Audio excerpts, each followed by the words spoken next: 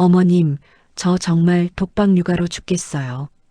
매일같이 울며 사람 피를 말리던 며느리가 있었습니다.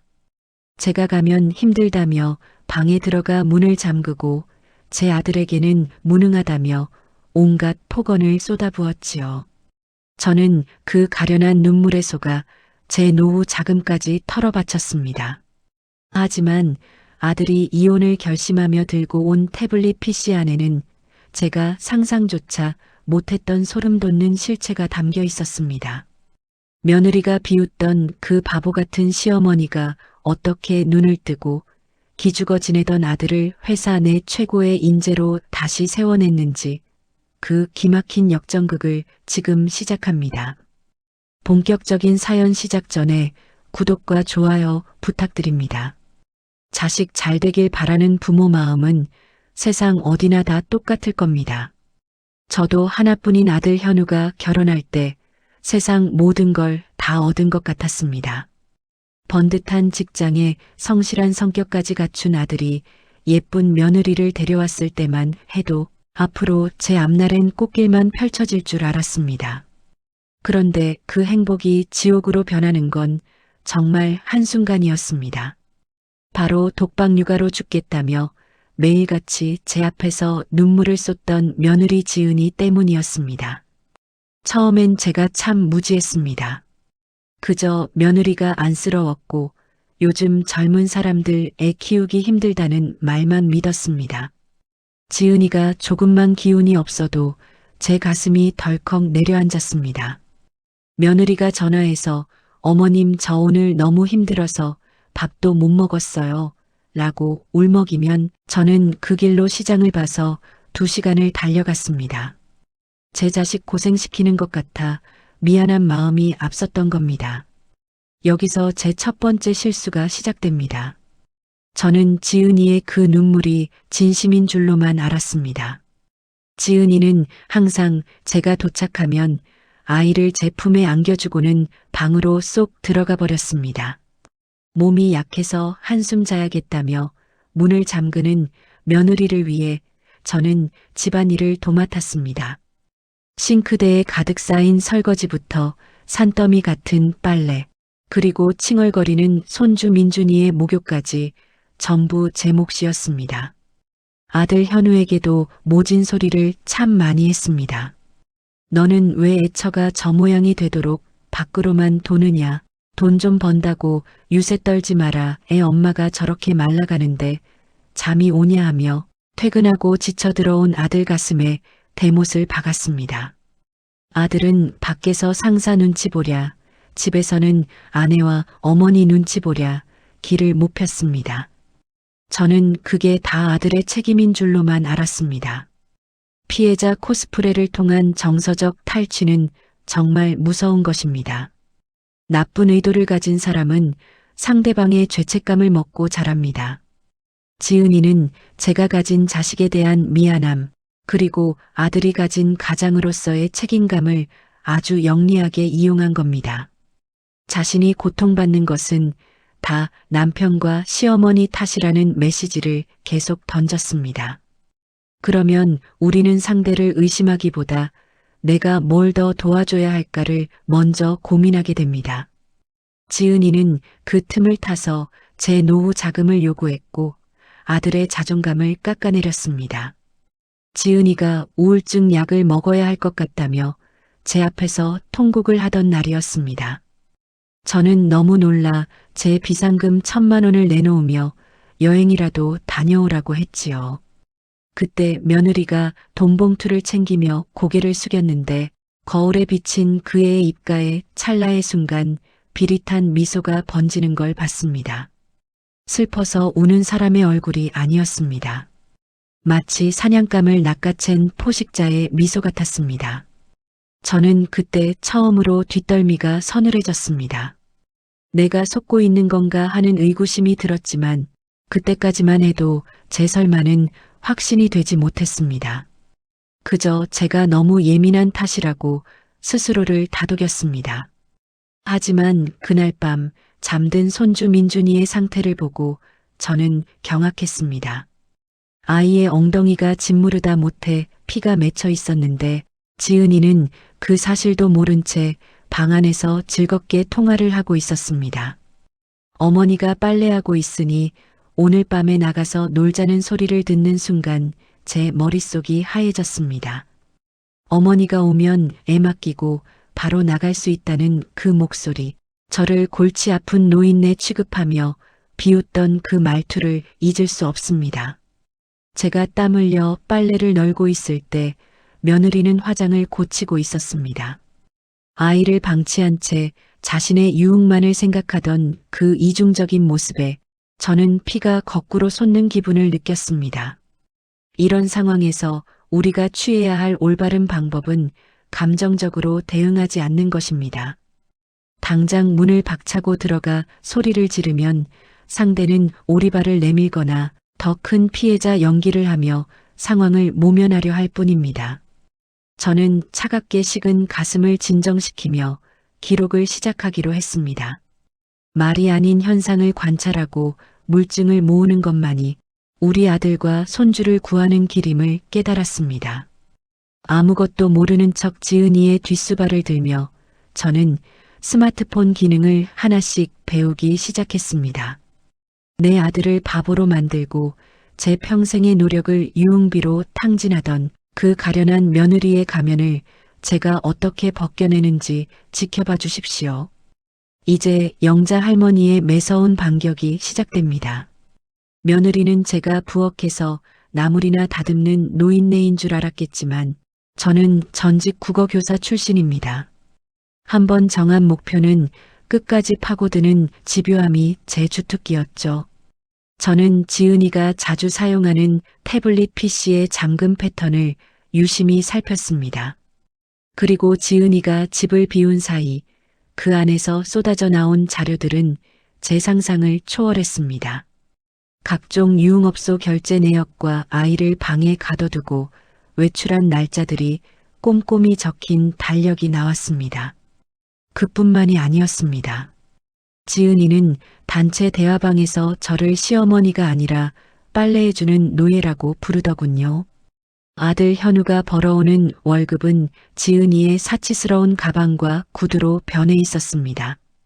그런데도 현우에게는 늘 돈이 부족하다며 바가지를 긁고 심지어는 제 아들에게 손찌검까지 했다는 사실을 알게 되었을 때 저는 심장이 멈추는 것 같았습니다. 성실하기만 했던 제 아들은 그저 가정을 지키겠다는 일념 하나로 그 모든 모욕을 참고 있었던 겁니다. 저는 조용히 아들 현우를 불렀습니다. 현우가 퇴근해 돌아와 늘 그렇듯 며느리의 눈치를 보며 거실 구석에 앉을 때 저는 현우의 손을 꼭 잡고 서재로 들어갔습니다. 그리고 제가 모은 모든 증거를 아들의 눈앞에 펼쳐 보였습니다. 처음에는 믿지 못하겠다는 듯 눈만 깜빡이던 현우의 눈에서 굵은 눈물방울이 떨어졌습니다. 어머니, 제가 정말 바보였습니다. 라는 그 한마디가 제 가슴을 찢어 놓았습니다. 하지만 저는 울지 않았습니다. 지금은 울 때가 아니라 싸울 때였기 때문입니다. 저는 현우에게 말했습니다. 지금부터 너는 오로지 회사 일에만 집중해라. 나머지는 이 엄마가 다 알아서 하겠다고요.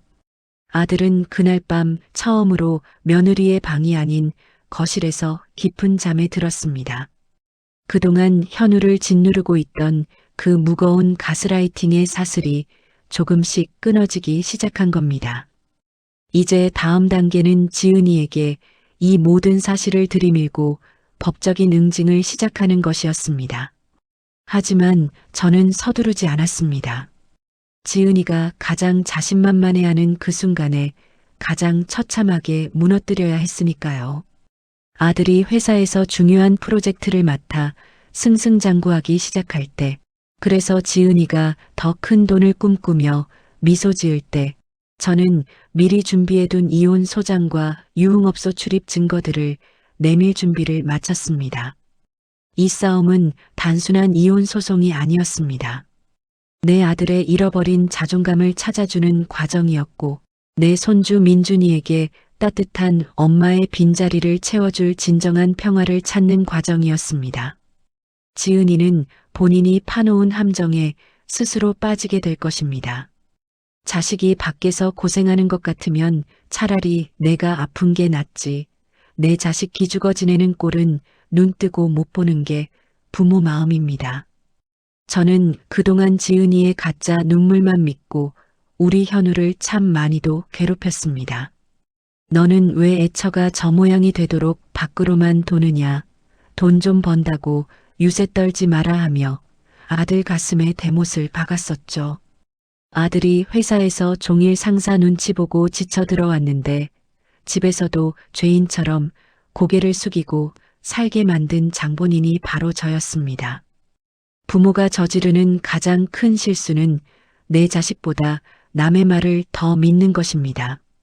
며느리도 자식이라지만 결국 지은이는 자기 이익을 위해 연극을 하고 있었는데 저는 그 연극의 관객이 되어 우리 아들을 악역으로 몰아세웠던 겁니다. 어느 날 밤 지은이가 친구들과 밥마시를 나가고 제가 민준이를 재우고 있을 때 현우가 퇴근에 들어왔습니다. 어깨가 축 처져 들어오는 아들을 보고 저는 또 잔소리를 하려 했지만 아들의 눈에 맺힌 절망을 보고 입을 뗄 수 없었습니다. 현우는 제 앞에 무릎을 꿇고 엉엉 울기 시작했습니다. 어머니, 제가 정말 바보였습니다. 라는 그 한마디가 거실 정막을 깨트렸습니다. 아들은 그동안 지은이에게 당해온 일들을 하나하나 털어놓았습니다. 집에 오면 집안일이 하나도 안 되어 있는 것은 물론이고 아이는 늘 울다 지쳐 잠들어 있었다고 합니다.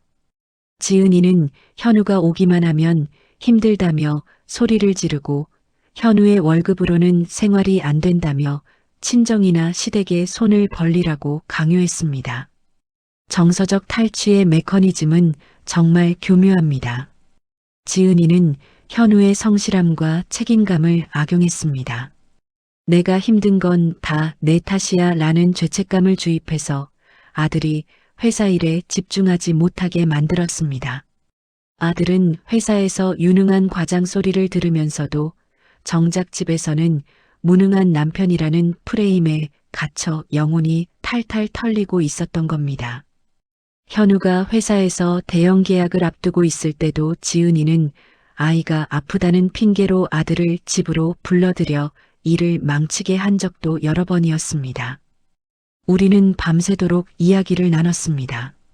그동안 지은이가 제게 했던 거짓말들, 그리고 아들에게 했던 폭언들을 하나하나 맞춰보니 소름 돋는 퍼즐이 완성되었습니다.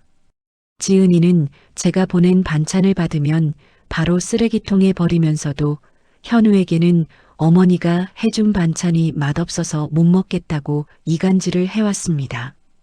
또한 제가 보내준 보약은 자기가 다 챙겨 먹으면서 현우에게는 시어머니가 유통기한 지난 걸 보내서 배탈이 났다고 거짓말을 했습니다.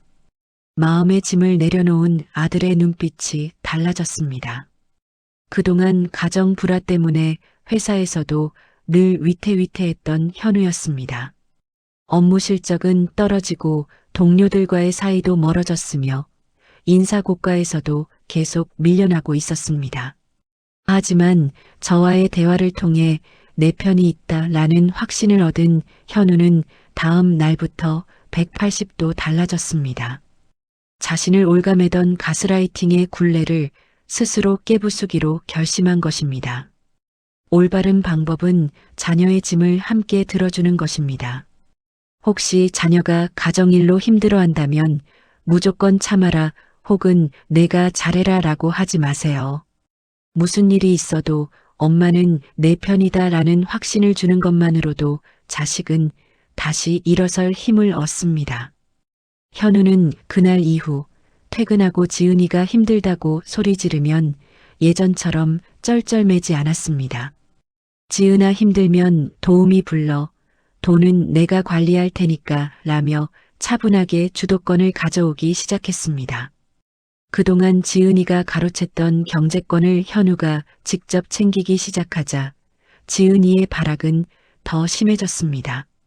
시어머니가 뒤에서 조종하는 거냐며 제게 전화를 걸어와 입에 담지 못할 욕설을 퍼붓기도 했습니다. 하지만 저는 눈 하나 깜짝하지 않았습니다. 오히려 지은이가 흥분해서 내뱉는 폭언들을 하나하나 녹음하며 더 큰 증거를 수집했습니다. 아들은 그 남는 에너지를 모두 회사 업무에 쏟아붓기 시작했고 그동안 멈춰있던 그의 승진 시계가 다시 돌아가기 시작했습니다. 현우는 회사에서 진행하던 프로젝트에 사활을 걸었습니다. 집안이 조용해지고 마음의 평화를 찾으니 그의 천재적인 기획력이 빛을 발하기 시작했습니다. 상사들은 다시 돌아온 현우 과장의 모습에 감탄했고 그는 단숨에 본부 내 핵심 인재로 부상했습니다. 반면 지은이는 자신의 돈줄이 막히자 본색을 드러내며 밖으로 도는 시간이 더 많아졌습니다. 집안 꼴은 엉망이 되었지만 저는 오히려 그 시간을 이용해 지은이의 방종을 기록했습니다. 지은이는 여전히 자기가 이 집의 주인인 양권세를 부렸지만 이미 현우의 마음속에서 그녀는 지워진 존재였습니다. 아들은 오로지 민준이와 자신의 앞날 그리고 저를 위해 다시 뛰기 시작했습니다. 그동안의 무거운 짐을 내려놓으니 아들의 걸음걸이부터가 가벼워졌습니다. 동료들과 다시 웃으며 식사하고 활기차게 회의를 주도하는 아들의 모습은 영락없는 성공한 직장인의 모습이었습니다. 어느 날 현우가 퇴근길에 꽃다발을 들고 왔습니다. 어머니, 저 이번 프로젝트 성공해서 본부장님께 특찬 받았습니다. 곧 팀장 발령 날 것 같아요. 라며 환하게 웃는 아들을 보며 저는 눈시울이 붉어졌습니다. 지옥 같은 결혼 생활 속에서 죽어가던 제 아들이 다시 살아난 것입니다. 이게 다 어머니 덕분입니다. 라는 아들의 말에 저는 그동안의 고생이 눈 녹듯 사라졌습니다. 이제 우리는 이혼이라는 마지막 관문을 향해 걸어가고 있었습니다. 지은이는 여전히 독박 육아니 우울증이니 하는 무기를 휘두르려 하겠지만 이미 그 무기는 녹슬어버린 지 오래였습니다. 우리는 감정에 휘둘리지 않고 법의 테두리 안에서 가장 확실한 방법으로 그녀를 밀어내기로 했습니다. 아들의 화려한 재기와 지은이의 비참한 몰락이 어떻게 펼쳐질지 그 서막이 열리고 있었습니다. 평생 교직에 몸담으며 사람 보는 눈이 있다고 자부했는데 며느리의 거짓 연기에 속아 내 아들을 벼랑 끝으로 밀어 넣었다는 사실이 뼈아팠습니다. 하지만 늦었다고 생각할 때가 가장 빠른 법입니다. 저는 현우의 손을 잡고 약속했습니다. 내가 다시 날아오를 수 있게 이 엄마가 모든 바람막이가 되어주겠다고요. 아들은 이제 더 이상 지은이의 눈물에 흔들리지 않는 강한 남자가 되어가고 있었습니다. 회사에서의 승전보가 들려올 때마다 집안의 공기는 조금씩 바뀌어 갔습니다. 지은이는 남편의 성공이 자신의 사치로 이어질 줄 알고 들떠 있었지만 현우는 이미 철저하게 선을 긋고 있었습니다. 자신의 성취가 온전히 자신과 아이 그리고 어머니를 위한 것임을 분명히 했습니다. 가정의 평화가 회사에서의 성공으로 그리고 그 성공이 다시 가정의 단단한 힘으로 이어지는 선순환이 시작된 것입니다. 세상 사람들은 말합니다. 나이 먹으면 눈도 침침해지고 머리도 굳어서 젊은 사람들 영악한 속임수에는 당할 수밖에 없다고요. 하지만 저는 그렇게 생각하지 않습니다. 자식을 지키겠다는 부모의 의지는 그 어떤 최첨단 기술보다 정교하고 무섭게 변할 수 있습니다. 제가 복지관에서 손녀뻘 되는 선생님에게 고개를 숙여가며 스마트폰 기능을 배우기 시작한 것도 바로 그 이유였습니다. 처음에는 화면에 글씨조차 잘 보이지 않아 돋보기를 고쳤으며 한참을 씨름했습니다. 사진 한 장 찍는 법도 서툴러서 제 얼굴만 큼지막하게 나오는 실수를 반복하곤 했지요. 하지만 며느리 지은이가 우리 현우를 속이고 민준이를 방치하는 그 추악한 증거들을 담아내기 위해서는 반드시 넘어야 할 산이었습니다. 저는 매일 아침 복지관으로 출근해 녹음 기능을 켜는 법, 위치 추적 앱을 확인하는 법, 그리고 클라우드에 사진을 저장하는 법을 익혔습니다. 원리를 알면 대응은 쉬워집니다. 지은이가 저를 속일 수 있었던 가장 큰 무기는 제가 기계에 어둡다는 사실과 설마 며느리가 그럴까 하는 저의 선한 믿음이었습니다. 지은이는 이 두 가지를 교묘하게 섞어 저를 바보로 만들었습니다. 하지만 이제 저는 더 이상 믿음에 눈먼 노인이 아니었습니다. 데이터와 기록이라는 차가운 사실로 지은이의 실체를 하나씩 조립해 나가기 시작했습니다. 어느 목요일 오후였습니다. 지은이는 어김없이 저에게 전화를 걸어왔습니다. 어머님, 저 정말 우울증이 심해져서 약 기운 때문에 정신을 못 차리겠어요. 민준이 좀 봐주시면 안 될까요? 라고 울먹이더군요. 저는 가슴속에서 치밀어 오르는 화를 억누르며 아주 차분하게 대답했습니다. 그래, 지은아. 얼마나 힘들면 그러겠니? 내가 얼른 갈 테니 너는 방에 들어가서 푹 쉬어라. 며느리 집에 도착하니 지은이는 이미 방문을 걸어 잠근 상태였습니다. 저는 거실에서 민준이를 돌보며 조용히 스마트폰을 꺼내 들었습니다. 제가 복지관에서 배운 첫 번째 기술은 바로 소리 없이 녹음하는 법이었습니다. 방 안에서는 약 기운에 취해 잠들었다던 며느리의 웃음소리가 새어나오고 있었습니다. 자기야, 오늘 밤에 거기 갈 거지? 우리 시어머니 또 왔어. 완전 호구라니까 라며 누군가와 즐겁게 통화하는 목소리가 제 휴대폰에 고스란히 담겼습니다. 현장 살해는 거기서 그치지 않았습니다. 지은이가 화장실에 간 사이 저는 거실 구석에 놓인 며느리의 가방을 살폈습니다. 그 안에는 제가 현우를 통해 보낸 생활비와 제가 따로 챙겨준 용돈으로 결제한 명품 매장의 영수증들이 가득했습니다. 아이 기저귀 값이 없다며 눈물을 흘리던 그날 지은이는 강남의 한 편집숍에서 100만 원이 넘는 구두를 샀더군요. 저는 손을 떨며 그 영수증들을 사진으로 찍었습니다. 증거가 하나둘 쌓일 때마다 제 마음은 돌덩이처럼 단단해졌습니다. 올바른 방법은 상대를 방심하게 만드는 것입니다. 저는 지은이 앞에서 여전히 아무것도 모르는 시어머니 연기를 했습니다. 지은아, 약은 먹었니? 내가 죽 쑤어 왔으니 조금이라도 먹어라 하며 지극정성으로 보살피는 척했습니다. 지은이는 제가 자기 손바닥 안에서 놀아나고 있다고 확신했는지 점점 더 대담하게 행동하기 시작했습니다. 제 앞에서 대놓고 화장을 고치고 아이를 제게 맡긴 채 친구를 만나러 간다며 밤늦게까지 들어오지 않았습니다. 저는 그 시간들을 이용해 지은이의 비공개 사회관계망 서비스 계정을 찾아냈습니다. 거기엔 독박 육아로 고통받는 엄마의 모습은 단 한 장도 없었습니다. 화려한 술집에서 양주를 마시며 춤을 추는 모습, 새로 산 명품 가방을 자랑하며 저를 노예라고 비하하는 글들이 빼곡했습니다. 저는 그 게시물들을 모두 캡처해서 외장하드에 저장했습니다. 지은이가 쌓아 올린 거짓의 성이 무너질 날이 머지 않았음을 느꼈습니다. 아들 현우에게는 이 모든 과정을 공유하지 않았습니다. 아직 현우는 회사 일에 집중하며 마음을 추스르는 단계였기에 너무 이른 폭로는 오히려 독이 될 수 있다고 판단했습니다. 대신 저는 현우에게 회사 업무에만 전념하라고 매일같이 다독였습니다. 내가 성공하는 것이 지은이에게 복수하는 가장 큰 길이다라고 말해주었지요. 아들은 제 말을 믿고 정말 무섭게 일에 매달렸습니다. 지은이는 남편이 벌어오는 돈이 늘어나자 더 신이 나서 흥청망청 돈을 쓰기 시작했습니다.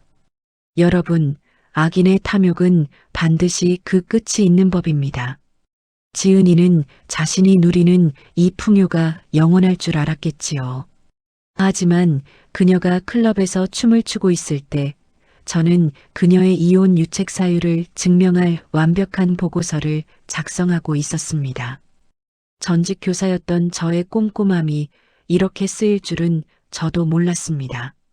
표 하나, 사진 한 장까지 완벽하게 정리된 그 기록들은 나중에 법정에서 지은이의 숨통을 조일 강력한 무기가 될 것이었습니다. 어느 날 밤 지은이가 술에 취해 비틀거리며 집에 들어왔습니다. 거실에서 기다리던 저를 보고 깜짝 놀라며 어머님, 아직 안 주무셨어요? 라고 당황해 하더군요. 저는 인자하게 웃으며 말했습니다. 그래, 우리 지은이가 우울해서 바람 좀 쐬고 왔다는데 시어미가 기다려야지. 몸은 좀 괜찮니? 지은이는 제 친절에 안심하며 다시 방으로 들어갔습니다. 그녀의 뒷모습을 보며 저는 생각했습니다. 지은아, 내가 웃으며 들어온 그 문이 너에게는 마지막 탈출구였다는 것을 곧 알게 될 거다. 이제 모든 준비는 끝났습니다. 현우도 회사에서 중요한 직책을 맡게 되었고 저는 지은이의 가면을 벗길 충분한 증거를 확보했습니다. 우리가 당했던 모욕과 아픔을 그대로 돌려줄 시간이 다가오고 있었습니다. 감정에 치우쳐 서두르지 않고 법과 정의의 이름으로 그녀를 심판할 준비를 마친 것입니다. 제 가슴속의 우라는 이제 차가운 이성으로 바뀌어 승리의 확신을 주고 있었습니다. 지은이는 여전히 자기가 세상에서 가장 똑똑한 줄 알고 있겠지요. 하지만 그녀가 비웃던 이 늙은 시어머니가 그녀의 모든 동선을 파악하고 있었다는 사실을 알게 될 때 그녀의 얼굴이 어떻게 변할지 정말 기대가 됩니다. 우리는 단순히 헤어지는 것이 아니라 그녀가 다시는 우리 가족의 근처에 얼씬도 못하게 만들 것입니다. 내 아들의 인생을 짓밟은 대가는 생각보다 훨씬 더 혹독할 것입니다. 사람이 변하는 데에는 긴 시간이 필요하지만 결심을 굳히는 데에는 단 한순간의 진실이면 충분합니다. 우리 아들 현우가 그동안 지은이의 거짓 눈물의 쏘가 얼마나 많은 눈물을 삼켰는지 알기에 저는 더욱 신중해질 수밖에 없었습니다. 단순히 화를 내고 쫓아내는 것은 하수의 방법입니다. 지은이가 다시는 우리 가족의 인생에 끼어들 수 없도록 법이라는 단단한 울타리를 치기 위해 저는 조용히 움직였습니다.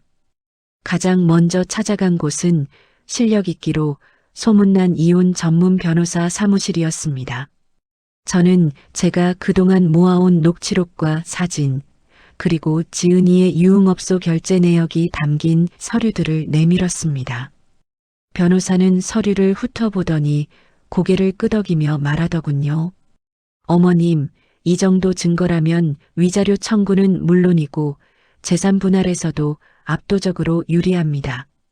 특히 아이를 방치하고 유흥에 빠진 정황이 뚜렷해서 양육권 문제도 걱정하실 것 없습니다.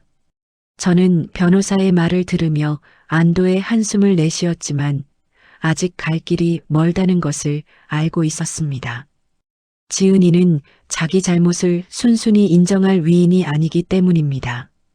오히려 제가 증거를 수집했다는 사실을 알면 또 어떤 가련한 연기를 하며 주변 사람들을 선동할지 모르는 일이었죠. 그래서 저는 현우에게 다시 한번 당부했습니다. 현우야, 지은이가 아무리 도발해도 절대 흥분하지 마라. 모든 것은 법정에서 말하는 거다. 현우는 제 말대로 회사 업무에만 전념하며 철저하게 지은이와 거리를 두기 시작했습니다. 지은이가 돈이 필요하다고 소리를 지르거나 아이를 핑계로 협박을 해도 현우는 차분하게 대응했습니다. 생활비는 가계부를 작성해서 제출하면 그 항목에 맞춰서만 입금해 주겠다고 선언한 것이죠. 지은이는 펄펄 뛰며 날뛰었지만 현우의 단호한 태도 앞에 예전처럼 마음대로 돈을 쓸 수 없게 되자 점점 본색을 드러내기 시작했습니다. 현장 사례는 멀리 있지 않았습니다. 돈줄이 막힌 지은이는 급기야 현우의 회사 근처까지 찾아와 소란을 피우려 했습니다. 하지만 현우는 이미 보안팀의 상황을 전달해둔 상태였고 지은이는 회사 로비에서 망신만 당한 채 쫓겨났습니다. 이 과정 또한 현우의 스마트폰 영상에 고스란히 담겼습니다. 지은이는 자신이 피해자라고 주장했지만 영상 속의 그녀는 폭언을 내뱉으며 난동을 부리는 가해자의 모습 그 자체였습니다. 올바른 방법은 상대를 고립시키는 것입니다. 지은이는 그동안 주변 지인들에게 제가 자기를 구박한다고 거짓 소문을 퍼뜨려 왔습니다. 하지만 저는 제가 모은 증거들을 지은이가 친하게 지내던 모임의 사람들에게 슬쩍 보여주었습니다. 우연히 만난 자리에서 제가 실수인 척 지은이가 클럽에서 찍은 사진을 보여주자 사람들의 눈빛이 변하더군요. 가련한 엄마인 줄 알았더니 순전 사기꾼이었네 라는 말이 돌기 시작했습니다. 지은이는 뒤늦게 상황이 심상치 않음을 감지했습니다. 갑자기 집에 와서 제 다리를 붙잡고 울며 불며 용서를 빌더군요. 어머님, 제가 잠시 미쳤었나 봐요. 다 민준이를 위해서 그랬던 거예요. 라며 다시 눈물 연기를 시작했습니다.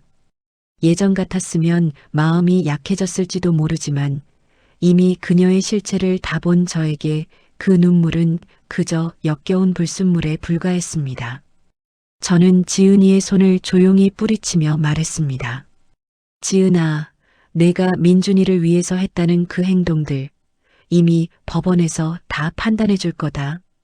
아들 현우는 이제 회사 내에서 팀장 발령을 앞두고 있었습니다. 그동안 지은이 때문에 망쳐놓았던 평판을 회복하기 위해 남들보다 2배로 뛰었습니다. 가정에서의 스트레스가 사라지니 업무 능률은 말할 것도 없이 올라갔습니다. 상사들은 현우의 눈빛이 달라졌다며 칭찬을 아끼지 않았습니다. 집안이 편안해야 밖에서도 성공한다는 옛말이 하나 틀린 게 없었습니다. 우리는 이제 본격적인 이혼 소송에 돌입했습니다. 지은이는 유능한 변호사를 선임할 돈조차 없었습니다. 그동안 현우가 벌어온 돈을 흥청망청 써버린 탓에 수중에 남은 것이 없었기 때문입니다. 반면 우리는 철저하게 준비된 증거와 논리로 지은이를 압박했습니다. 지은이는 법정에서도 피해자 연기를 시도했지만 판사는 차갑게 제출된 증거 영상들을 확인했습니다. 영상 속에서 아이를 혼자 두고 클럽으로 향하던 지은이의 뒷모습이 상영될 때 지은이의 얼굴은 잿빛으로 변했습니다. 소송이 진행되는 동안 저는 민준이를 정성껏 돌봤습니다. 엄마의 방치 속에서 불안해하던 아이는 할머니와 아빠의 사랑 속에서 서서히 웃음을 되찾았습니다. 아이의 정서적 안정은 우리에게 가장 큰 승리였습니다. 지은이는 면접 교섭권을 요구하며 끝까지 아이를 이용하려 했지만 전문가들의 상담 결과 지은이의 양육 태도가 아이에게 해롭다는 판정이 내려졌습니다. 전략적 이별은 단순히 서류상의 정리가 아닙니다. 상대방이 준 상처를 치유하고 다시는 같은 실수를 반복하지 않도록 삶의 체계를 바로잡는 과정입니다. 저는 현우와 함께 앞으로 민준이를 어떻게 키울지, 그리고 현우가 회사에서 어떻게 더 성장할 수 있을지 미래를 그렸습니다. 지은이라는 어두운 그림자가 거친 자리에는 희망이라는 밝은 햇살이 차오르기 시작했습니다. 지은이는 소송 기간 내내 제게 협박 문자를 보냈습니다. 자기가 죽으면 어머님이 책임질 거냐는 둥, 기자들에게 다 알리겠다는 둥 발악을 했지요. 저는 그 문자 하나하나를 모두 캡처해서 변호사에게 전달했습니다. 그녀의 협박은 오히려 우리에게 유리한 추가 증거가 되었을 뿐입니다. 악인의 최후는 이처럼 자신의 꾀에 자신이 넘어가는 법입니다. 이제 1심 판결이 코앞으로 다가왔습니다. 우리는 승리를 확신하고 있었습니다. 하지만 승리보다 중요한 것은 그 이후의 삶이었습니다. 현우는 이번 시련을 통해 부모의 소중함과 가계 경제의 중요성을 뼈저리게 깨달았습니다. 그는 이제 돈을 어떻게 관리하고 사람을 어떻게 대해야 하는지 아는 성숙한 어른이 되었습니다. 우리는 지은이가 흘렸던 그 가짜 눈물을 기억합니다. 그 눈물 뒤에 숨어 우리를 비웃던 그 차가운 입가도 기억합니다.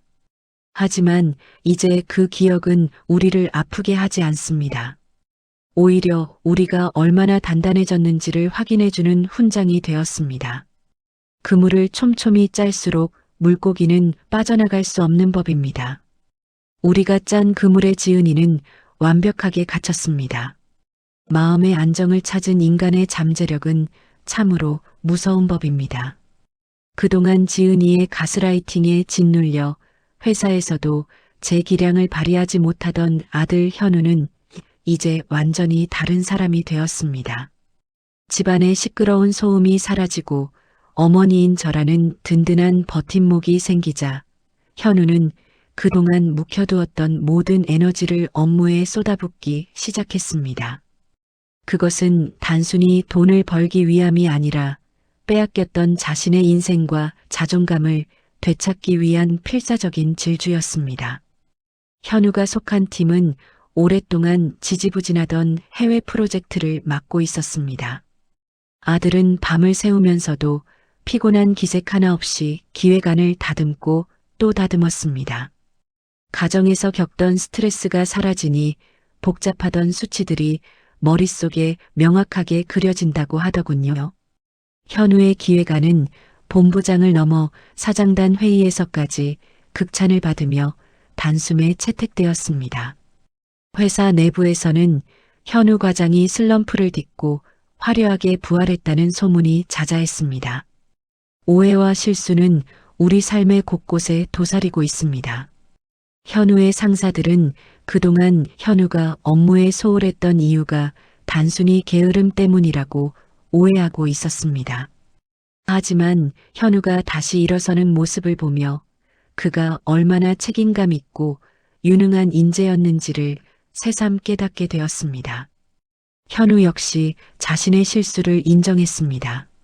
사적인 일을 공적인 영역까지 끌어들여 전문성을 잃었던 과거를 반성하며 그는 더욱더 철저하게 자신을 관리해 나갔습니다.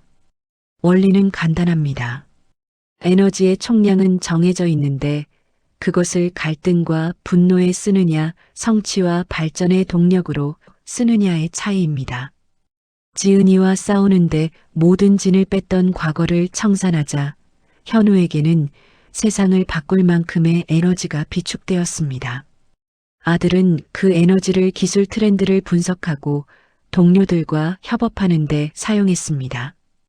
결국 그 에너지는 회사 실적이라는 가시적인 결과로 돌아왔고 현우의 통장 잔고는 예전과는 비교할 수 없을 만큼 빠르게 불어났습니다. 현장 사례는 회사 로비에서도 나타났습니다. 어느 날 돈줄이 마른 지은이가 예고도 없이 현우의 회사를 찾아왔습니다. 화려한 옷을 차려입고 피해자인 척 현우를 불러내려 했지만 아들은 흔들리지 않았습니다. 현우는 로비에서 소리를 지르는 지은이에게 차분하게 말했습니다. 지은아, 여기서 이러는 거 다 기록되고 있어. 너의 이런 행동이 나중에 법원에서 어떻게 쓰일지 한 번 더 생각해. 아들의 단호한 눈빛에 압도당한 지은이는 독서를 내뱉으며 돌아갔지만 회사 사람들은 오히려 현우의 침착한 대처에 신뢰를 보냈습니다. 올바른 방법은 성과로 증명하는 것입니다. 현우는 지은이의 방해 공작에도 아랑곳하지 않고 프로젝트를 성공적으로 마무리했습니다. 그 결과 연말 인사에서 현우는 동기들 중 가장 먼저 차장 직급을 달게 되었습니다. 승진 소식과 함께 지급된 거액의 인센티브는 현우가 새로운 삶을 시작하는데 든든한 미천이 되었습니다. 지은이는 이 사실을 알고 다시 현우에게 매달리려 했지만 현우는 이미 그녀와의 모든 연결고리를 차단한 상태였습니다. 아들은 퇴근 후 저와 함께 민준이의 숙제를 봐주고 함께 저녁 식사를 하며 평범한 행복을 누렸습니다. 지은이가 명품 가방을 사기 위해 발악하던 그 돈으로 우리는 민준이의 교육보험을 들고 저의 노후 건강검진을 예약했습니다.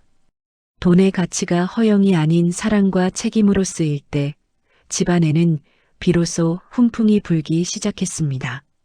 현우는 이제 더 이상 며느리의 가짜 눈물에 휘둘리던 바보 같은 남편이 아니었습니다. 지은이의 지옥은 이제부터 시작이었습니다. 현우가 경제권을 틀어쥐고 이혼 소송 증거를 하나씩 확정해 나가자 지은이는 주변 친구들에게조차 외면받기 시작했습니다. 그동안 현우의 돈으로 샀던 호의들은 돈이 끊기자마자 신기루처럼 사라졌습니다. 지은이는 혼자 남겨진 거실에서 술병을 기울이며 예전의 영광을 그리워했지만 이미 버스는 떠난 뒤였습니다. 그녀가 무시하던 시어머니와 남편은 이제 그녀가 쳐다볼 수도 없는 높은 곳으로 향하고 있었습니다. 현우는 회사 업무를 통해 얻은 성취감을 바탕으로 사회적 지위까지 공고히 다졌습니다. 업계 세미나에 연사로 초청받을 만큼 인지도가 높아졌고 대기업 임원 후보로 거론되기 시작했습니다. 지은이는 신문 기사에 실린 현우의 인터뷰 사진을 보며 분노했지만 그것은 아무런 힘이 없는 패배자의 질투일 뿐이었습니다. 아들의 재기는 완벽했고 그 과정에서 보여준 그의 전문성은 지은이가 결코 흉내낼 수 없는 가치였습니다. 민준이도 아빠의 변화를 본능적으로 느꼈습니다. 늘 어깨를 움츠리고 눈치를 보던 아이가 이제는 유치원에서 있었던 일을 제잘제잘 떠들며 밝게 웃었습니다. 아이의 웃음소리가 커질수록 우리 가족의 결속력은 더 단단해졌습니다. 지은이는 여전히 본인이 무엇을 잘못했는지 깨닫지 못한 채 세상 탓만 하고 있었지만 우리는 이미 그녀가 없는 미래를 완벽하게 설계해 두었습니다. 전직 교사였던 저는 현우가 회사에서 받는 스트레스를 관리할 수 있도록 인문학적인 조언을 아끼지 않았습니다. 아들은 제 조언을 경청하며 리더로서의 자질을 키워나갔습니다. 단순히 일 잘하는 직원이 아니라 사람의 마음을 얻는 리더로 성장하는 아들을 보며 저는 깊은 보람을 느꼈습니다. 지은이가 파괴하려 했던 우리 가족의 가치는 시련을 겪으며 이전보다 훨씬 더 고귀하고 견고한 것으로 거듭났습니다. 이제 이혼 소송의 막바지에 다다르며 지은이의 발악은 극에 달했습니다. 하지만 그럴수록 지은이는 스스로 자신의 무덤을 깊게 팔 뿐이었습니다. 현우는 이제 지은이의 어떠한 도발에도 미동도 하지 않는 거목이 되었습니다. 승승장구하는 아들의 모습은 그 자체로 지은이에게 가장 고통스러운 복수가 되었습니다. 자신이 버린 보석이 얼마나 눈부시게 빛나는지를 똑똑히 지켜보게 만드는 것, 그것이 제가 설계한 진정한 응징의 시작이었습니다. 가정이라는 울타리를 지탱하던 신뢰가 무너졌을 때 남는 것은 차가운 법과 객관적인 증거뿐입니다. 지은이는 여전히 본인이 세상에서 가장 똑똑한 줄 알고 있었지만 법은 연기가 아닌 사실을 토대로 판결을 내리는 곳입니다. 우리는 그동안 모은 모든 자료를 변호사에게 넘겼고 마침내 운명의 이혼 소송 첫 재판 날이 다가왔습니다. 지은이는 법정 앞에서도 화려한 명품백을 들고 나타나 피해자 코스프레를 준비하고 있었습니다. 판사 앞에 선 지은이는 눈물부터 흘리며 말을 시작했습니다. 자기는 아이를 키우느라 우울증에 걸렸고 남편은 밖으로 돌며 자기를 외롭게 했다고 주장하더군요. 시어머니인 저 역시 자기를 노예처럼 부려먹었다며 말도 안 되는 거짓말을 쏟아냈습니다. 그 모습을 지켜보던 현우는 예전처럼 당황하지 않고 차분하게 고개를 저었습니다. 우리 변호사는 조용히 일어나 지은이의 말이 끝나자마자 태블릿 PC 한 대를 판사석으로 향하게 했습니다. 오해와 실수는 사실을 확인하지 않았을 때 발생합니다. 지은이는 자신이 집에서 민준이를 돌보느라 우울증이 왔다고 했지만 증거 자료에는 그 시간 지은이가 강남의 한 유명 클럽에서 샴페인을 터뜨리며 파티를 즐기는 영상이 담겨 있었습니다. 그녀가 아이를 위해 썼다던 교육비 결제 내역은 사실 본인의 성형외과 시술비와 명품 쇼핑 내역임이 낱낱이 밝혀졌습니다. 판사는 지은이의 화려한 옷차림과 제출된 증거 사진들을 번갈아 보며 미간을 찌푸렸습니다. 원리는 명확합니다. 진실은 조각나지 않지만 거짓은 반드시 앞뒤가 맞지 않는 틈이 생기기 마련입니다. 지은이는 자신이 생활비가 부족해 고생했다고 했지만 현우의 월급 통장에서 지은이의 비자금 계좌로 매달 거액이 흘러들어간 정황이 포착되었습니다.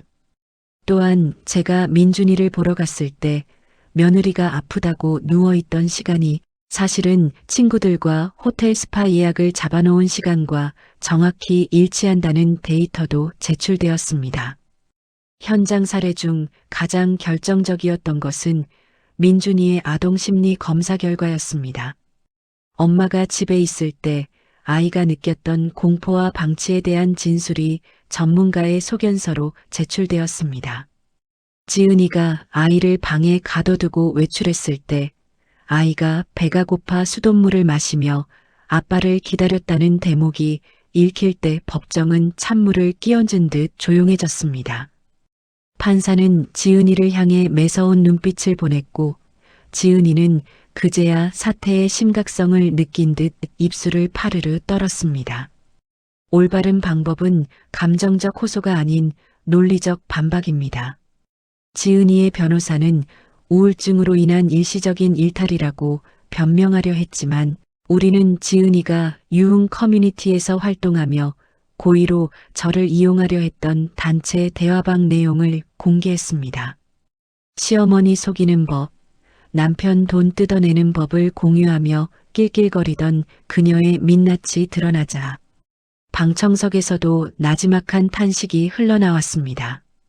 그녀가 휘두르던 독박 육아라는 칼날은 이제 그녀의 목을 겨누는 부메랑이 되었습니다. 재판 결과는 예상대로 우리 쪽의 압승이었습니다. 양육권은 당연히 현우가 가져오게 되었고 재산 분할에서도 지은이의 유책 사유가 크게 작용했습니다. 지은이가 현우 몰래 빼돌렸던 비자금까지 모두 환수 조치하라는 판결이 내려졌습니다.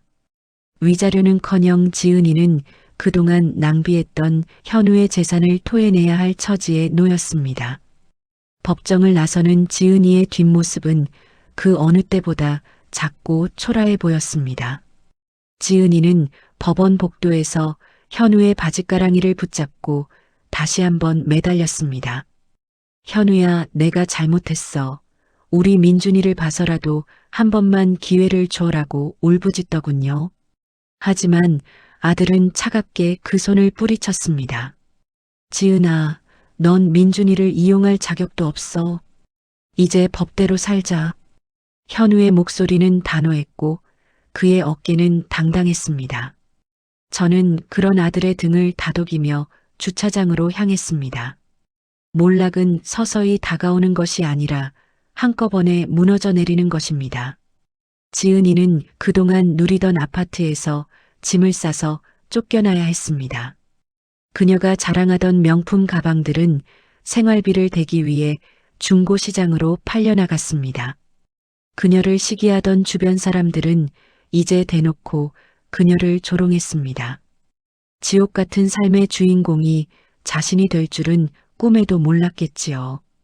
그녀는 이제 본인이 비웃던 바보 같은 시어머니의 도움이 얼마나 컸는지를 뼈저리게 느끼게 될 것입니다. 현우는 이번 판결을 통해 비로소 완벽한 자유를 얻었습니다. 회사에서는 프로젝트 성공에 이어 최연소 팀장으로 발령받으며 그의 가치를 증명해냈습니다. 동료들은 현우의 이혼 소식을 듣고 안타까워했지만 오히려 그의 결단력 있는 모습에 더 큰 신뢰를 보냈습니다. 가정사가 해결되니 현우의 얼굴에는 혈색이 돌고 웃음이 끊이지 않았습니다. 아들은 퇴근 후 민준이와 함께 축구를 하고 저와 함께 공원을 산책하며 진정한 삶의 질을 높여갔습니다.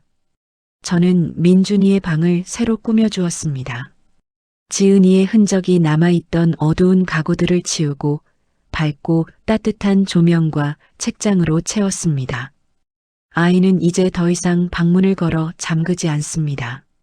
할머니, 아빠 사랑해요 라고 말하며 우리 품으로 뛰어드는 아이를 보며 이 가정을 지켜내길 정말 잘했다는 생각이 들었습니다.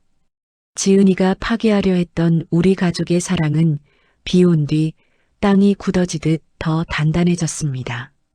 지은이의 친정 식구들도 뒤늦게 사태를 파악하고 저를 찾아왔습니다. 자기 딸이 그럴 줄 몰랐다며 한 번만 봐달라고 손이 발이 되게 빌더군요. 하지만 저는 그들에게도 단호했습니다. 잘못 키운 자식의 책임은 부모에게도 있는 법입니다. 당신들 딸이 우리 아들을 사지로 몰아넣을 때 당신들은 무엇을 했느냐고 묻자 그들은 고개를 들지 못했습니다. 정의는 말로 하는 것이 아니라 행동으로 보여주는 것임을 저는 다시 한번 깨달았습니다. 이제 우리에게 남은 것은 찬란한 미래뿐입니다. 지은이는 본인의 욕심 때문에 모든 것을 잃었지만 우리는 진실함과 성실함으로 모든 것을 되찾았습니다. 아들의 승승장구하는 모습과 민준이의 밝은 성장은 지은이에게 주는 가장 잔혹한 벌이 될 것입니다. 남을 속여 얻은 행복은 모래성처럼 허무하게 무너진다는 진리를 지은이는 남은 평생 동안 차가운 방에서 곱씹게 될 것입니다. 지옥 같던 소송이 끝나고 집으로 돌아오던 날 우리 가족을 맞이한 건 차가운 정적이 아니라 가슴 벅찬 평온함이었습니다. 지은이가 떠난 자리는 생각보다 컸지만 그것은 상실감이 아니라 오염된 공기가 빠져나간 뒤의 맑은 개운함에 가까웠습니다. 아들 현우는 현관문에 들어서자마자 넥타이를 거칠게 풀러 던지며 소파에 몸을 맡겼습니다. 그동안 가식적인 웃음과 가스라이팅에 찌들어 있던 아들의 얼굴에서 비로소 인간다운 편안함이 보이기 시작했습니다. 우리는 가장 먼저 집안의 분위기를 바꾸기로 했습니다. 지은이가 허영심을 채우기 위해 사들였던 화려하지만 쓸모없는 장식품들을 전부 치워버렸습니다. 그녀의 향수 냄새가 배어있던 커튼을 떼어내고 햇살이 잘 드는 하얀 광목천으로 갈아 끼웠습니다. 집안 구석구석을 청소하며 우리는 그동안 쌓였던 해묵은 감정들도 함께 닦아냈습니다. 현우는 민준이의 방에 들어가 아이를 꼭 안아주며 약속했습니다. 이제 아빠가 너를 외롭게 두지 않을게. 우리 민준이 하고 싶은 거 다 하고 살자. 오해와 실수는 대개 소통의 부재에서 시작됩니다. 그동안 저는 현우가 그저 고집이 세서 제 말을 안 듣는 줄로만 알았습니다. 현우 역시 제가 며느리 편만 들어서 자신을 압박한다고 오해하고 있었지요. 하지만 장애물이 사라진 거실에 마주 앉아 차 한 잔을 나누며 우리는 서로의 진심을 확인했습니다. 어머니, 그때 제가 화냈던 거 정말 죄송해요. 지은이가 옆에서 계속 어머니 흉을 봐서 저도 모르게 흔들렸어요. 아들의 사과에 제 눈시울이 붉어졌지만 저는 짐짓 담담하게 아들의 손을 맞잡았습니다. 원리는 아주 단순합니다. 뿌리가 썩은 나무는 아무리 거름을 줘도 시들기 마련이지만 병든 가지를 쳐내면 나무는 스스로 생명력을 회복합니다. 현우의 인생이 딱 그랬습니다. 지은이라는 독한 덩굴 식물에 휘감겨 말라 죽어가던 아들은 이온이라는 전정 가위로 그 덩굴을 잘라내자마자 무서운 속도로 새순을 틔웠습니다. 아들은 이제 누구의 눈치도 보지 않고 자신의 커리어를 위해 몰입하기 시작했습니다. 그 결과는 회사에서의 성과로 즉각 나타났습니다. 현장 사례로 볼 때 현우의 변화는 회사 내에서도 큰 화제였습니다. 예전에는 회의 시간에도 멍하니 창밖을 보거나 휴대전화만 만지작거리던 현우였습니다. 지은이가 수시로 전화해 돈을 보내라느니 애가 우는데 왜 안 오느냐느니 협박을 일삼았기 때문입니다. 하지만 이제 현우는 회의의 중심에서 핵심적인 아이디어를 쏟아냈습니다. 현우 차장이 맡은 팀은 본부 내에서 이직하고 싶은 팀 1위로 꼽힐 만큼 분위기가 좋아졌습니다. 상사들은 입을 모아 말했습니다. 이 차장, 요즘 무슨 좋은 일 있나? 사람이 완전히 달라졌어. 올바른 방법은 과거에 매몰되지 않고 미래의 가치를 세우는 것입니다. 현우는 이혼 소송에서 승소하며 돌려받은 위자료와 그동안 모은 인센티브를 허투루 쓰지 않았습니다. 지은이 같았으면 당장 명품 가방부터 샀겠지만 아들은 민준이의 이름으로 된 적립식 펀드를 가입하고 노후한 제 집을 수리하는 데 썼습니다. 가족의 안정을 위해 돈이 흐르기 시작하니 집안에는 웃음꽃이 피어났습니다. 돈이라는 것이 어떻게 쓰이느냐에 따라 독이 되기도 하고 약이 되기도 한다는 것을 우리는 절실히 깨달았습니다. 아들은 퇴근 후에도 자기 개발에 열중했습니다. 업계 트렌드를 공부하기 위해 영어 원서를 읽고 주말에는 대학원 강의를 들으러 다녔습니다. 지은이가 옆에서 바가지를 긁던 시간에는 상상도 못할 일이었습니다. 현우의 전문성은 날로 깊어졌고 그는 곧 업계에서 이름만 대면 알만한 전문가로 부상했습니다. 헤드헌터들에게서 연락이 빗발쳤지만 현우는 지금의 회사에서 끝을 보겠다며 더욱 업무에 매진했습니다. 그 성실함과 우직함이 결국 그를 더 높은 곳으로 이끄는 사다리가 되었습니다. 민준이의 변화는 우리 가족에게 가장 큰 축복이었습니다. 엄마의 방치 속에서 주눅 들어 있던 아이는 이제 유치원에서 제일 가는 골목 대장이 되었습니다. 할머니, 아빠랑 같이 사니까 너무 좋아요. 엄마는 맨날 방에서 나 나오지 말라고 소리만 질렀는데 아이의 무심코 던진 한마디에 가슴이 철렁했지만 한편으로는 지금이라도 바로잡아 다행이라는 생각이 들었습니다. 저는 민준이에게 제철 과일을 깎아주고 함께 동화책을 읽어주며 지은이가 비워놓은 정서적 구멍을 사랑으로 메워나갔습니다. 우리는 가끔 지은이의 소식을 들었습니다. 그녀는 여전히 정신을 차리지 못하고 유흥가 주변을 전전하며 산다고 하더군요. 현우에게 돈을 빌려달라고 지인들을 통해 연락해오기도 했지만 아들은 단호하게 거절했습니다.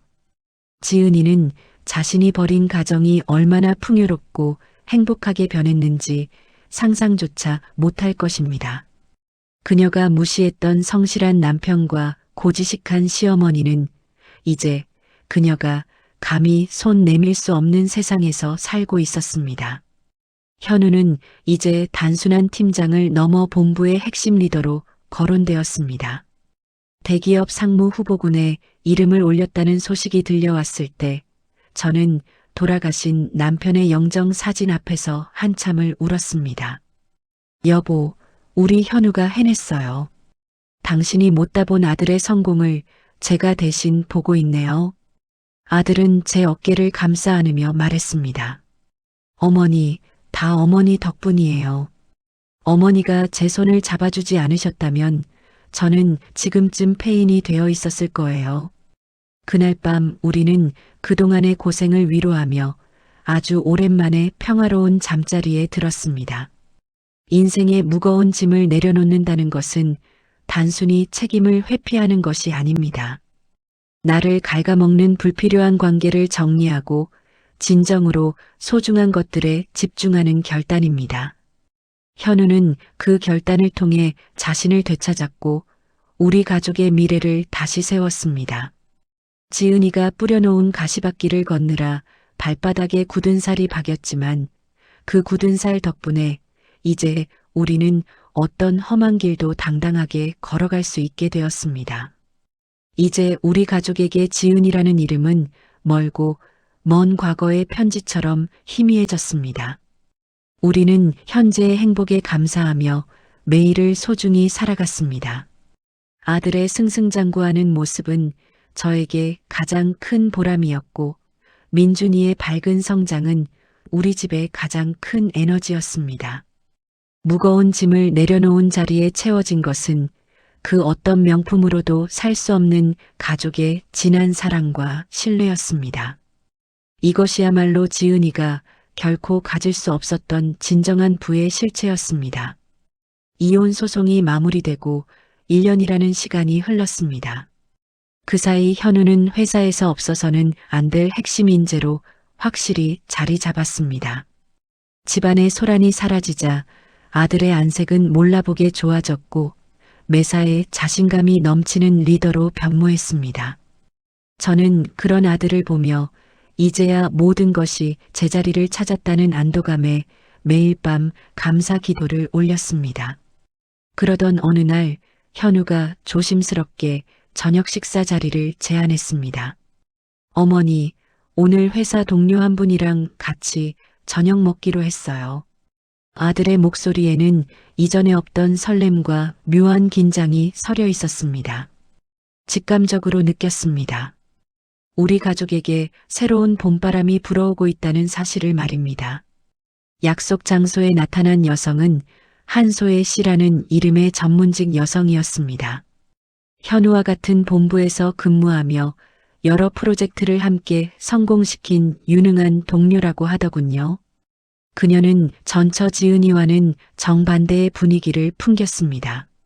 화려한 명품으로 치장하지 않았지만 몸에 밴 단정함과 지적인 아우라가 인상적이었습니다.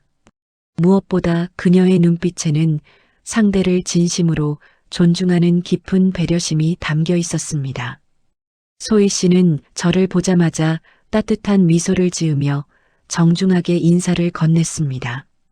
어머님, 현우 팀장님께 말씀 많이 들었습니다.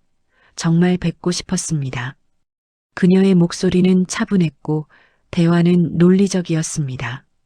식사 내내 그녀는 현우의 업무적 성취를 진심으로 칭찬하면서도 그 과정에서 현우가 겪었을 마음고생을 어루만져주는 지혜를 보여주었습니다.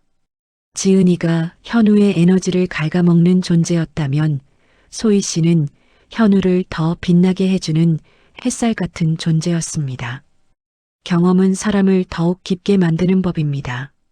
현우는 지난 실패를 거울 삼아 소희 씨를 대할 때 훨씬 더 신중하고 진실했습니다. 자신의 아픈 과거를 숨기지 않았고 민준이의 존재에 대해서도 솔직하게 털어놓았습니다. 소희 씨는 그 모든 것을 편견 없이 받아들였습니다. 과거가 그 사람을 만드는 것이 아니라 그 과거를 어떻게 이겨냈는지가 그 사람의 가치를 결정한다고 믿는 사람이었기 때문입니다. 서로의 부족함을 채워주는 관계는 시간이 흐를수록 견고해집니다. 현우는 소희 씨의 전문적인 조언을 통해 업무의 폭을 넓혔고 소희 씨는 현우의 성실함과 따뜻한 부성애를 보며 진정한 신뢰를 느꼈습니다. 두 사람이 대화하는 모습을 지켜보며 저는 마음속으로 확신했습니다. 현우가 드디어 진정한 짝을 만났다는 사실을 말입니다. 저는 두 사람의 만남을 진심으로 축복해 주기로 했습니다. 변화는 일상의 소소한 순간에서 나타났습니다. 소희 씨는 민준이와 처음 만나는 자리에서도 결코 서두르지 않았습니다. 아이의 눈높이에 맞춰 조심스럽게 다가갔고 민준이가 좋아하는 로봇 장난감을 미리 준비해오는 세심함을 보였습니다.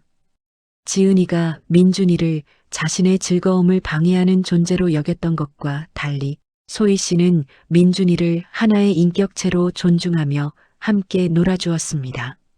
아이는 금세 소희 씨의 손을 잡고 밝게 웃었습니다. 그 모습을 멀리서 지켜보던 현우의 눈가에 이슬이 맺히는 것을 저는 보았습니다. 진정한 사랑은 서두르지 않고 진심을 쌓아가는 과정입니다. 현우와 소희 씨는 만남을 이어가면서도 각자의 삶과 커리어를 소홀히 하지 않았습니다. 오히려 서로의 성공을 응원하며 함께 성장해 나갔습니다. 현우는 소희 씨의 격려 덕분에 사내 중장기 전략 기획안을 성공적으로 발표했고 소희 씨 역시 본인의 분야에서 최고의 성과를 인정받았습니다. 사랑이 구속이 아닌 서로를 해방하는 힘이 될 때 인간은 가장 아름답게 빛난다는 것을 두 사람이 증명하고 있었습니다. 아들은 이제 더 이상 과거의 악몽에 시달리지 않습니다. 퇴근길에 소희 씨와 전화하며 활짝 웃는 현우의 목소리에는 건강한 에너지가 넘쳤습니다. 어머니, 저 정말 행복해요. 이제야 정말 사는 것 같습니다. 아들의 고백에 저는 조용히 고개를 끄덕였습니다. 지은이가 남긴 상처의 흉터는 여전히 남아있겠지만 그 위에 소희 씨라는 따뜻한 연고가 발라져 새살이 돋아나고 있었습니다. 우리는 이제 새로운 가족의 형태를 고민하기 시작했습니다. 전직 교사였던 저는 소희 씨와 대화하며 그녀의 깊은 내공에 감탄하곤 했습니다. 그녀는 제 노후 건강을 걱정하며 영양제를 챙겨왔고 민준이의 교육 방향에 대해서도 저와 진지하게 상의했습니다. 가족이란 혈연을 넘어 서로를 아끼는 마음으로 묶이는 것임을 소희 씨를 보며 다시금 깨달았습니다. 지은이의 소식은 이제 우리에게 어떤 동요도 일으키지 않았습니다. 그녀가 여전히 허영 속에 살든 뒤늦은 후회를 하든 그것은 오로지 그녀의 몫이었습니다. 우리는 눈앞에 펼쳐진 눈부신 봄날을 온전히 만끽하기로 했습니다. 현우는 회사에서 임원 승진을 목전에 두고 있었고 민준이는 건강하게 자라 초등학교 입학을 준비하고 있었습니다. 그 모든 과정에 소희 씨가 함께해주고 있다는 사실이 우리에겐 가장 큰 축복이었습니다. 세상에는 참으로 공평한 법칙이 하나 있습니다. 남의 눈에서 피눈물을 흘리게 한 사람은 언젠가 자신의 눈에서 그보다 더한 눈물을 쏟게 된다는 사실입니다.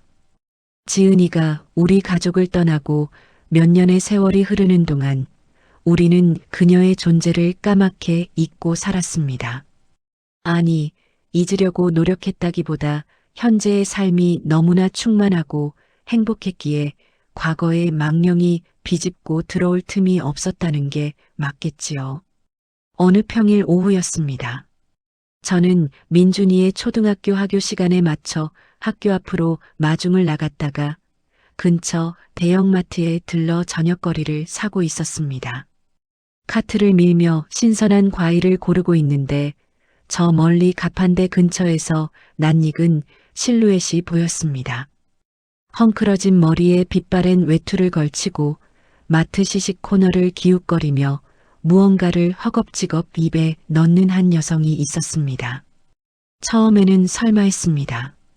그 화려하고 도도했던 명품이 아니면 몸에 걸치지도 않던 지은이가 저런 모습일 리 없다고 생각했으니까요. 하지만 가까이 다가갈수록 선명해지는 이목구비는 틀림없는 지은이었습니다. 그녀의 손은 거칠어져 있었고 얼굴에는 그동안의 고단한 삶이 고스란히 내려앉아 있었습니다. 그녀는 주변 사람들의 눈치를 보며 시식용 만두를 한 개 더 집으려다 직원에게 핀잔을 듣고는 고개를 푹 숙였습니다. 인간의 욕심은 결국 스스로를 갉아먹는 독이 됩니다. 지은이는 이혼 소송 당시에 빼돌렸던 비자금과 위자료 일부를 가지고 호기롭게 나갔지만 그 돈은 그리 오래 가지 못했습니다. 경제관념이라고는 전혀 없던 그녀는 또다시 사치와 유흥에 돈을 쏟아부었고 주변에는 그녀의 돈을 노리는 가짜 친구들만 득실거렸습니다. 결국 수중에 돈이 떨어지자 그들은 미련 없이 그녀를 떠났고 지은이는 월세조차 내지 못하는 처참한 신세로 전락한 것이었습니다. 우연히 겹치면 필연이 된다고 하던가요? 제가 그녀를 발견한 순간 지은이도 고개를 들다 저와 눈이 마주치고 말았습니다. 그녀의 동공이 심하게 흔들렸습니다. 당황함과 부끄러움 그리고 알 수 없는 원망이 뒤섞인 기괴한 표정이었습니다. 저는 아무 말 없이 그녀를 바라보았습니다. 분노도 미움도 느껴지지 않았습니다. 그저 제 아들과 손주를 그토록 괴롭혔던 사람의 결말이 이토록 허망하다는 사실에 묘한 비애감이 들 뿐이었습니다. 지은이는 도망치듯 마트를 빠져나가려 했지만 이미 그녀의 다리는 후들거리고 있었습니다. 저는 그녀의 뒤를 쫓지 않았습니다. 이제 그녀와 저는 사는 세상이 완전히 달라졌기 때문입니다. 마트 밖 주차장에는 현우가 이번에 승진 기념으로 새로 뽑은 고급 세단이 저를 기다리고 있었습니다. 저는 카트에 담긴 신선한 고기와 과일들을 보며 우리가 지켜낸 이 평범한 일상이 얼마나 값진 것인지를 다시금 뼈저리게 느꼈습니다. 현장 살해는 거기서 끝이 아니었습니다. 지은이는 제가 마트에서 그녀를 본 것을 알았는지 며칠 뒤 용기를 내어 현우의 회사 근처를 서성거렸습니다. 그녀는 현우의 승진 소식을 신문을 통해 접했다고 하더군요. 대기업 최연소 상무 후보로 거론되는 전 남편의 화려한 모습과 자신의 초라한 현실을 비교하며 지은이는 마지막 도박을 걸기로 한 모양이었습니다. 퇴근하는 현우의 차 앞을 막아선 그녀는 예전의 그 가련한 눈물 연기를 다시 시작했습니다. 현우야, 내가 정말 잘못했어. 그때 내가 미쳤었나 봐.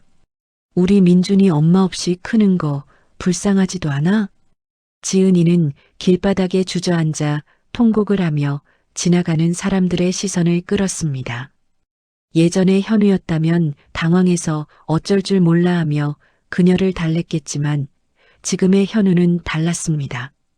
아들은 차에서 내려 지은이를 차가운 눈빛으로 내려다보았습니다. 그 눈빛에는 애정도 미련도 심지어는 증오조차 남아있지 않았습니다. 오직 낯선 이방인을 대하는 듯한 무미건조함 뿐이었습니다. 올바른 방법은 과거의 망령에게 현재의 자리를 내주지 않는 것입니다. 현우는 주머니에서 지갑을 꺼내는 대신 휴대전화를 꺼내 보안팀을 불렀습니다. 그리고 아주 낮은 목소리로 지은이에게 말했습니다. 지은아, 내가 있을 곳은 여기가 아니야. 더 이상 우리 가족 근처에 나타나지 마. 그건 민준이를 위해서가 아니라 너 자신을 위한 경고야. 아들의 단호한 태도에 지은이는 멍한 표정으로 주저앉아 있었습니다. 지은이는 포기하지 않고 제 집 앞으로도 찾아왔습니다. 초인종을 누르며 어머님, 제가 잘못했어요를 연발했지만 저는 문을 열어주지 않았습니다. 저는 인터폰을 통해 그녀에게 마지막으로 말했습니다. 지은아, 내가 흘리는 그 눈물이 진심이라면 우리를 찾아올 게 아니라 내 삶을 먼저 바로잡으렴. 내가 우리에게 줬던 상처는 용서했지만 내가 우리 가족의 평화를 깰 권리는 이제 없단다. 저는 조용히 인터폰 전원을 껐습니다. 몰락한 사람의 마지막 수단은 동정에 호소하는 것입니다. 하지만 그 동정조차 진실한 반성이 전제되지 않으면 아무런 힘을 발휘하지 못합니다. 지은이는 여전히 현우가 성공했으니 그 덕을 좀 보겠다는 심산이었습니다. 자신이 버렸던 보석이 이제는 만질 수도 없는 태양이 되어버렸다는 사실을 그녀는 인정하고 싶지 않았을 겁니다. 그녀는 며칠을 더 우리 집 주변을 맴돌다 결국 경찰의 경고 조치를 받고서야 자취를 감췄습니다. 현우는 이번 일로 다시 한번 마음을 다잡았습니다. 소희 씨는 이 소식을 듣고 현우의 손을 꼭 잡아주며 위로해 주었습니다. 당신 잘못이 아니에요. 그 사람은 본인이 선택한 길을 가고 있는 것뿐이에요. 소희 씨의 따뜻한 말 한마디에 현우는 다시 미소를 찾았습니다. 우리는 지은이라는 어두운 터널을 완전히 빠져나와 이제는 눈부신 광장에 서 있었습니다. 지은이의 등장은 오히려 우리 가족의 결속력을 더 단단하게 만들어준 계기가 되었습니다. 민준이는 다행히 엄마의 등장을 알지 못했습니다. 아이는 새엄마가 될 소혜 씨와 함께 주말마다 캠핑을 가고 함께 요리를 하며 정서적인 풍요로움을 누리고 있었습니다. 지은이가 준 결핍의 자리는 이제 사랑과 신뢰로 가득 찼습니다. 저는 마트에서 본 지은이의 그 초라한 뒷모습을 떠올리며 생각했습니다. 사람은 가꾸는 대로 자라는 꽃과 같아서 욕심이라는 해충을 방치하면 결국 뿌리까지 썩어버린다는 것을요. 인생이라는 긴 여정에서 우리는 수많은 사람을 만나고 헤어집니다. 어떤 이는 우리 삶에 상처를 남기고 떠나고 어떤 이는 그 상처를 어루만지며 함께 새로운 길을 걸어갑니다. 지은이가 남긴 깊은 흉터는 시간이 흐르며 조금씩 옅어졌고 그 자리에는 소희 씨라는 따뜻한 햇살이 내려앉아 평화로운 꽃밭을 일구어냈습니다. 현우는 마침내 대기업의 별이라 불리는 상무 자리에 올랐습니다. 최연소 임원 승진이라는 타이틀보다 저를 더 기쁘게 했던 것은 아들의 얼굴에 서린 깊은 여유와 자신감이었습니다. 승진 발표가 있던 날 현우는 제일 먼저 저에게 전화를 걸어 어머니, 이 모든 영광을 어머니께 바칩니다라며 목이 메어 말했습니다. 그동안 며느리의 등살에 기죽어 지내던 내 아들이 이렇게 당당하게 세상 앞에 서게 된 것이 꿈만 같았습니다. 사람의 인생은 누구를 곁에 두느냐에 따라 천국과 지옥을 오갑니다. 현우 곁에는 이제 그의 성공을 시기하며 돈만 밝히는 욕심쟁이가 아니라 그의 비전을 공유하고 진심으로 응원해주는 소혜 씨가 있었습니다. 두 사람은 화려한 예식 대신 가족들만 모인 단출하고 경건한 자리에서 서로의 앞날을 약속했습니다. 소희 씨는 저의 손을 꼭 잡으며 어머님, 현우 씨와 민준이 그리고 어머님까지 제가 온 마음을 다해 지키겠습니다라고 말해주었습니다. 민준이의 초등학교 입학식 날 우리는 온 가족이 모여 기념사진을 찍었습니다. 책가방을 메고 환하게 웃는 민준이의 모습에서 더 이상 예전의 그 불안함은 찾아볼 수 없었습니다. 소혜 씨를 엄마라고 부르며 따르는 아이의 목소리는 맑고 청아했습니다. 지은이가 파괴하려 했던 우리 가족의 가치는 시련이라는 비료를 먹고 이전보다 훨씬 더 고귀하고 견고한 나무로 자라나 있었습니다. 원리는 명확합니다. 진심은 결국 승리하고 거짓은 스스로의 무게에 못 이겨 무너집니다. 우리가 겪었던 그 혹독한 시련은 어쩌면 더 큰 행복을 맞이하기 위한 준비 과정이었을지도 모릅니다. 지은이가 우리에게 던진 가시들은 우리가 더 단단한 껍질을 갖게 해주었고 서로의 소중함을 뼈저리게 느끼게 해주었습니다. 이제 우리 가족에게는 그 어떤 풍파가 닥쳐도 흔들리지 않을 뿌리 깊은 믿음이 생겼습니다. 현장 사례로 볼 때 행복은 거창한 것이 아니었습니다.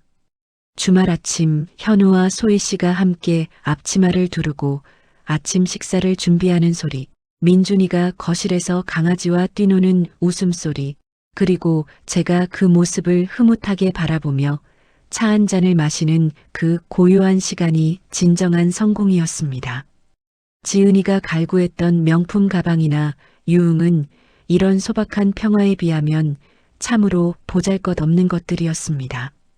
올바른 방법은 과거의 원망을 씻어내고 현재를 사랑하는 것입니다. 우리는 더 이상 지은이를 미워하지 않기로 했습니다.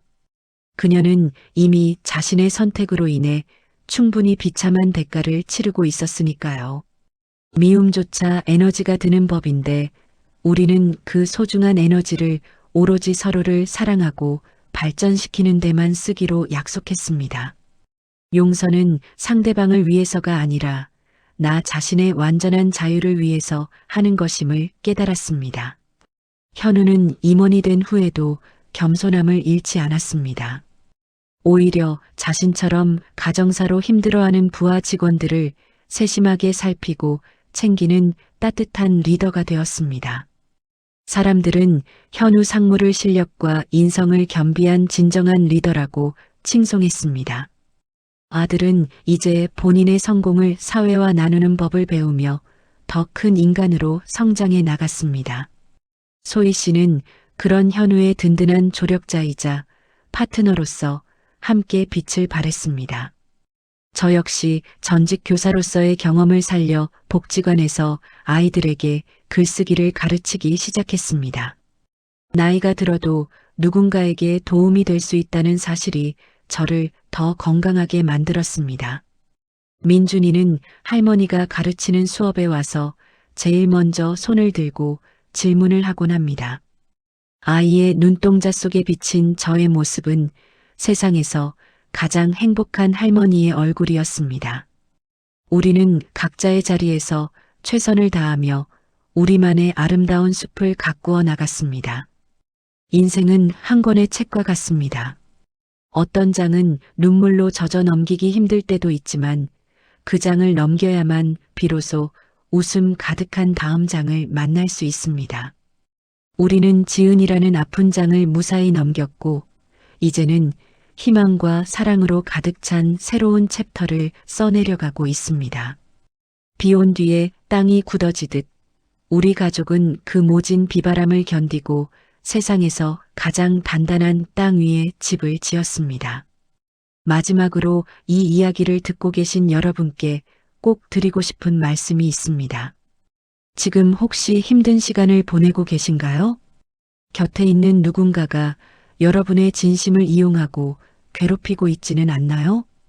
부디 용기를 내시길 바랍니다. 진실은 침몰하지 않으며 정의는 반드시 승리합니다. 여러분 자신을 믿고 여러분을 진심으로 아끼는 가족의 손을 잡으세요. 어둠이 깊을수록 새벽은 멀지 않았습니다.